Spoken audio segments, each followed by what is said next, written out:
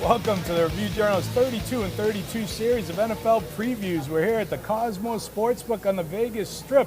The handicapper Kelly Stewart at Kelly in Vegas and Vice President of CG Technology Sportsbooks Matthew Holt.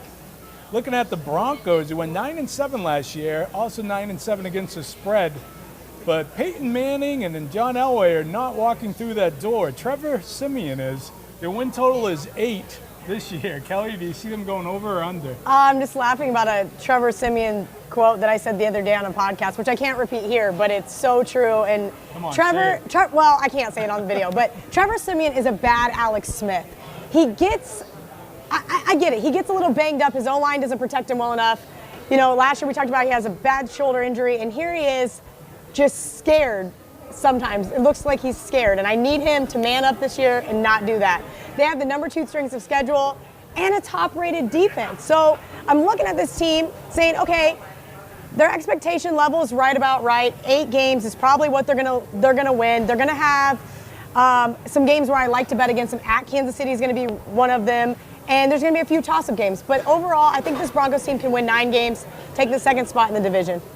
This is a big buy-on team for me because I think that the gap between Oakland, Kansas City, and Denver is really small. I think they're all really close. Denver obviously has the best defense. Oakland has the best offense. And to me, at the end of the day, they all kind of average out really close, those 3 teams. The difference is I get 6-5 on Oakland, I get 2.5-1 on Kansas City, and 4-1 on the Denver Broncos, who gave up less than 200 yards a game passing last year in a passing league. When you could sack the quarterback and your secondary plays, it allows you to do so many more things on defense.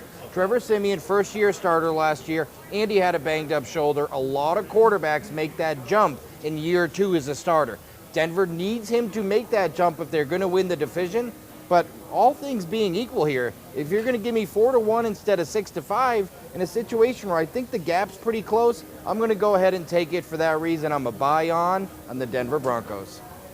All right, yeah, you mentioned top pass defense, the only defense that gave up less than 200 yards passing, 4th in scoring defense, 18.6. And yeah, like they have the toughest schedule in the league, facing 8 10-win teams. And that's the only reason I have that. Well, I have them at 8-8, but I don't want to pick a push, so I'm going to go with 7-9 and going under the win total because they need a quarterback. That's the spotlight on the Broncos.